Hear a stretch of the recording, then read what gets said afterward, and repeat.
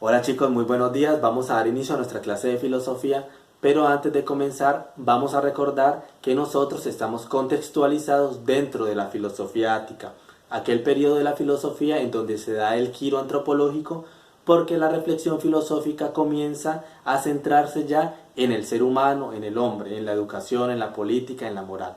Hemos hablado de unos exponentes muy importantes dentro de este periodo que son los sofistas, luego hablamos de Sócrates y dedicamos varios videos a hablar de la vida, la obra y el pensamiento de Platón. Hoy en nuestra clase de filosofía nos corresponde hablar de el discípulo de Platón, que es uno de los filósofos más importantes dentro de la filosofía, y este filósofo es Aristóteles. Aristóteles nace en el 384 y muere en el 322 a.C. Nace en esta gira de Tracia y a los 17 años se marcha hacia Atenas para ingresar en la Academia de Platón, de quien es discípulo durante 20 años. Luego, el rey Filipo, que es el rey de Macedonia, le encarga la educación de su hijo Alejandro, y Alejandro más adelante se convierte en el rey de Macedonia y es un personaje importante para la filosofía, ya que gracias a Alejandro Magno se da lo que se conoce con el nombre de la helenización de las sociedades orientales. Luego, Aristóteles regresa a Atenas en el año 345 y funda su propia escuela, que es el Liceo. Y allí funda su teoría realista. Esta teoría se separa de las ideas de su maestro Platón. Recordemos que Platón afirma la existencia de dos mundos: un mundo material, un mundo sensible, y el mundo de las ideas. Y va a decir que las ideas están separadas de las cosas. Por lo tanto, Aristóteles lo que hace es separarse de este pensamiento platónico, y Aristóteles afirma que existen las ideas, pero las ideas existen integradas en las cosas de este mundo, en los seres de este mundo, y esta teoría es la teoría realista de Aristóteles, en la cual se afirma que las ideas y las cosas se integran en una sola realidad. ¿Ya? Aristóteles muere en el 322 a.C. a los 63 años de edad, y de su enorme obra tenemos escritos, y los más importantes son tratados sobre lógica, tratados sobre el alma, sobre metafísica, retórica, política, y 3 tratados sobre ética.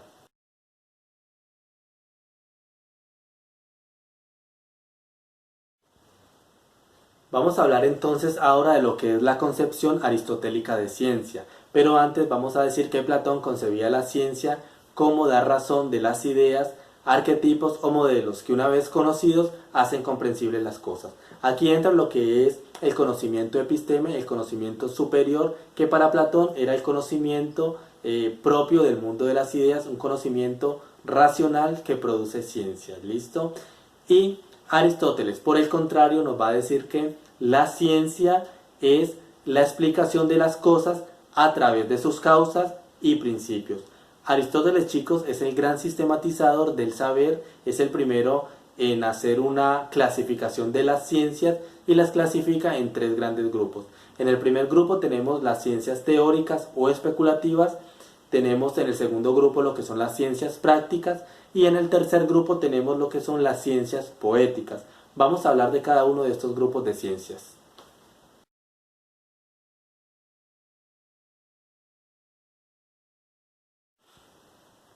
El primer grupo de ciencias son las ciencias teóricas o ciencias especulativas, que tienen por objeto descubrir la verdad de los seres. Entre ellas están lo que son la física, que estudia los seres sometidos al cambio. Luego tenemos las matemáticas, que tienen por objeto los seres abstractos.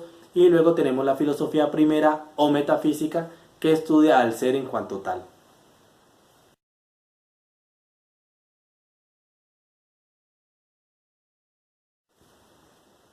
En el segundo grupo de ciencias encontramos las ciencias prácticas, que se refieren o hacen referencia al estudio del comportamiento humano. Entre estas ciencias tenemos la ética, que se orienta a alcanzar la felicidad.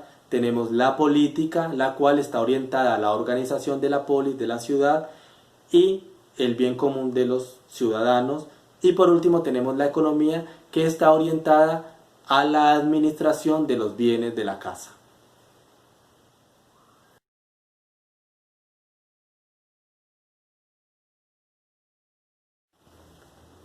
El tercer grupo de ciencias son las ciencias poéticas, las cuales se ocupan de la producción de las cosas, es decir, de aquello que la gente pone fuera de sí mismo, y son las distintas artes como la retórica y la política.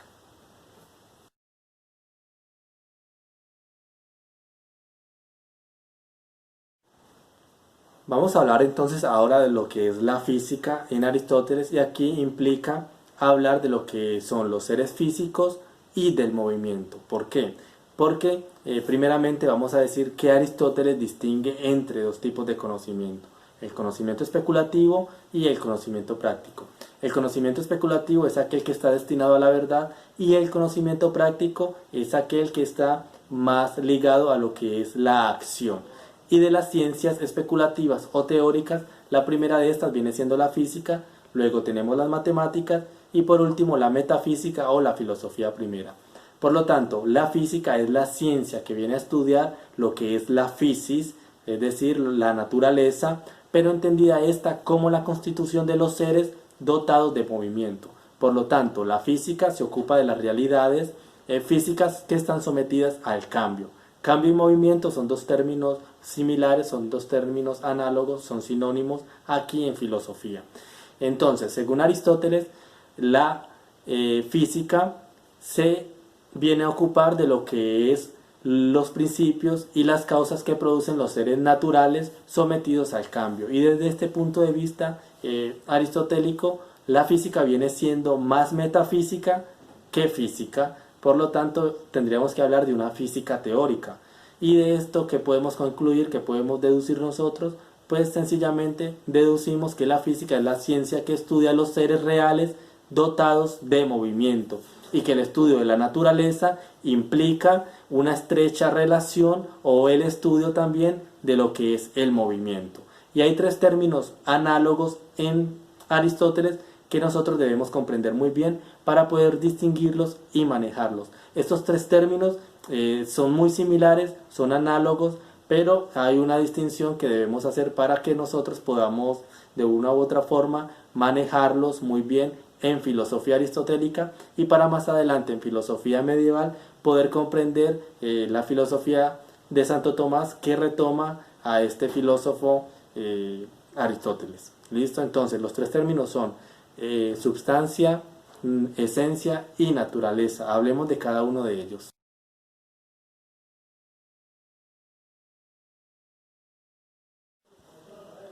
El primer término entonces que nosotros vamos a tratar es el término substancia. La substancia hace referencia al elemento constitutivo de un objeto, pero considerado como lo permanente, y que a la vez sirve de soporte para los accidentes y a las variantes o cambios que dicho objeto puede tener o que en dicho objeto puede haber. Cuando hablamos de accidentes estamos hablando de cualidades, ténganlo en cuenta. ¿Listo? Entonces, en otras palabras, ¿qué es la substancia? La substancia es aquello que permanece, es decir, lo que está debajo es el sujeto que tiene unas propiedades. La substancia vendría siendo lo que tiene el ser en sí mismo. Todo aquello de lo que se pueda predicar o darle atributos, eso es la substancia. Por ejemplo, la substancia marcador, el accidente o la cualidad de color negro, pero independientemente del color del accidente que pueda poseer, que sea negro, azul o rojo, ¿sí? No cambia nada la substancia marcador. La substancia sigue siendo la misma independientemente si los accidentes están cambiando. Entonces, el accidente vendría siendo el color y la substancia el marcador.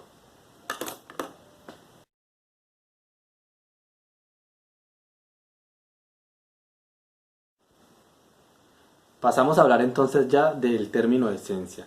La esencia es el mismo elemento constitutivo, pero ahora contemplado como aquello que al objeto lo hace ser lo que es.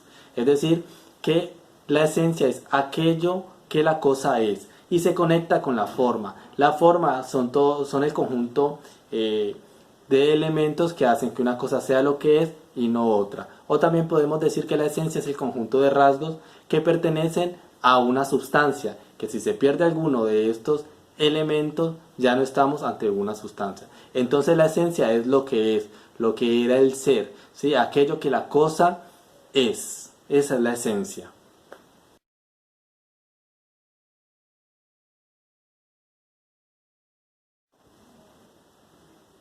Por último tenemos entonces el término naturaleza o physis, que es el mismo constitutivo pero concebido ahora en su aspecto dinámico, es decir, como la fuente de las operaciones, los cambios o los movimientos que son posibles en dicho objeto o en los objetos. ¿Listo? Entonces, lo principal y primordial que debemos saber nosotros es que los términos substancia, naturaleza y esencia son términos análogos, y que en la medida que vamos avanzando en el pensamiento aristotélico nos vamos a dar cuenta de esto.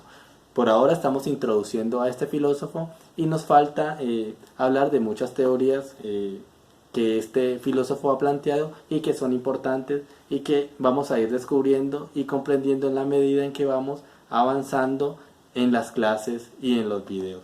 Bueno chicos, es todo por hoy. Se les extraña un montón.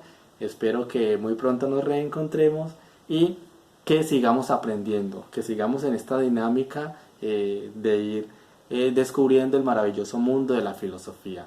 Espero les guste el video. Cualquier duda, cualquier inquietud pueden llamarme, que yo trataré de ir aclarando las dudas que vayan surgiendo en el camino. ¿Listo? Entonces vamos a ir viendo también cómo Aristóteles se separa de la teoría platónica, de su maestro Platón. Chao.